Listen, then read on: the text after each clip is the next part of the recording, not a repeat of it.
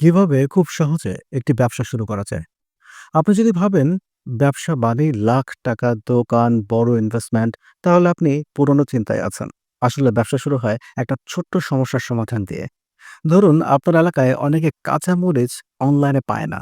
আপনি শুধু ৫০ গ্রাম কাঁচামরিচ প্যাক করে বিক্রি করলেন। সেটা একটা ব্যবসা। এমআইটি স্লোন বলেছেন, customer funded model are more sustainable than investor backed startups. মানে প্রথম ৫ থেকে ১০ জন কাস্টমার দিয়ে শুরু করুন। কোনো অফিস দরকার নেই, শুধু মোবাইল আর বিশ্বাস। ব্যবসা শুরুর ৩টি মূল মন্ত্র। নাম্বার ১, একটা সমস্যা। নাম্বার ২, একটা প্ল্যাটফর্ম যেমন Facebook, WhatsApp। নাম্বার ৩, একটা প্রক্রিয়া যেটা আপনি বারবার করতে পারবেন।